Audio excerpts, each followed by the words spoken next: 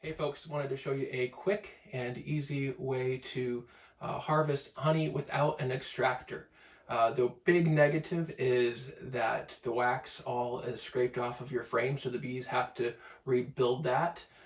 But if you don't have an extractor, uh, this is an easy way to do it, and it doesn't take a multi-$100 machine. So here's my simple process. Hopefully it is a help. I have a plastic bin inside the sink.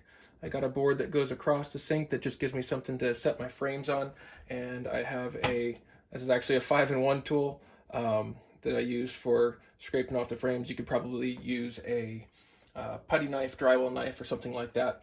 Would work just as well. So what I do here is I have my 5-in-1 tool. I'm going to scrape around the edge right there and leave the uncapped sections. And I'll stick that back out in the bee yard. It can get cleaned up. That nectar that's not dried out can get cleaned up by the bees, and then it gives a little bit of wax that the bees can start drawing more wax off of, and keep going there. So here's my little process here. Just take it down like that.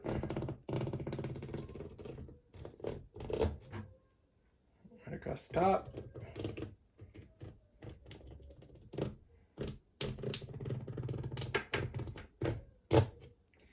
And I'll also go right down about the width of my 5-in-1 tool.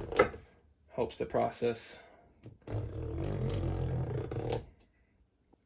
Shove it in, get it flat against the plastic there, and there she goes.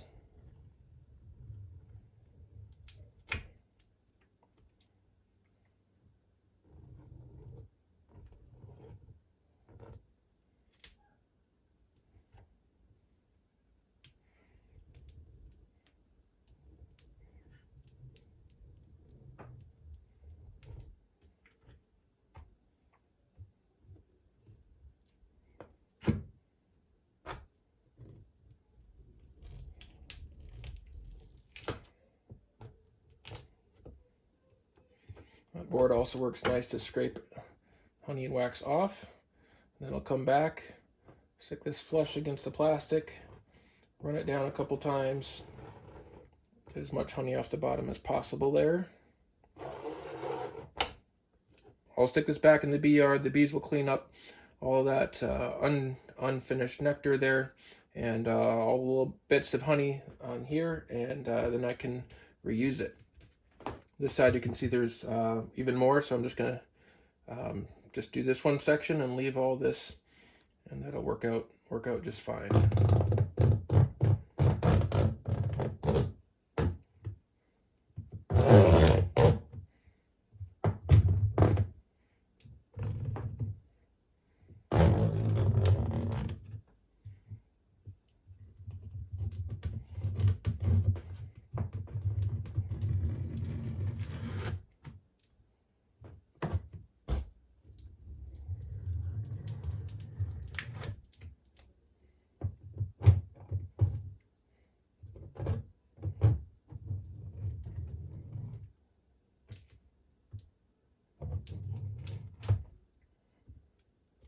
The hotter the temperature is, the better it runs. I had this in a small room with a heater, trying to get it as warm as I could, but it's definitely not a honey house at 85 degrees, but that is how you do it. So once you have all of your wax scraped off, your honey scraped off into your container, then take something. I can just use this 5-in-1 tool, but actually a potato masher would work really ideally, and then you want to break all that comb up as much as possible so that when you put it in your strainer, the honey can run out. You see there's already probably a good 2 gallons of honey just from the 3 deep frames, and I think that will work for now. So that should be sufficient for the time being. I can always come and do more later. So now it's ready to stick through the strainer. This is my strainer bucket. I got one of those honey spigots online. That wasn't very expensive. And then I need to find something better, but I just throw a strainer in here to keep the bag, the 5-gallon paint strainer bag, up off the bottom. And I just did a set, so I still have some wax in here from the last one, but you just take this, stick it over the top, like so, and then start putting your honey and wax cappings into the bag.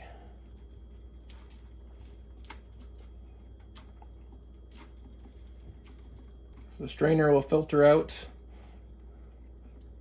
all the big chunks of wax and anything else that's in there. I usually let this strain even, well, for a number of hours, even overnight. The honey just keeps coming, especially if it's not, your temperatures aren't super hot and it's not nearly as runny, and you can let that, it'll strain for a while, but it'll get pretty dry, or the cappings will get pretty dry, and that'll come out. And there you have it. The honey is now in there and straining. There's already honey through the strainer, and it'll take several hours for that to strain out. If you didn't crush it good enough, you can always come back and you can even take the strainer out and crush that with your hands, and then let it strain some more, and the honey will eventually strain out, and then you can fill your bottles from there or strain it again, depending on what your process is. I hope that's helpful, and hopefully it'll help someone who doesn't have an extractor be able to harvest their own honey and enjoy that. But hope it was help. Till next time, we'll see you later.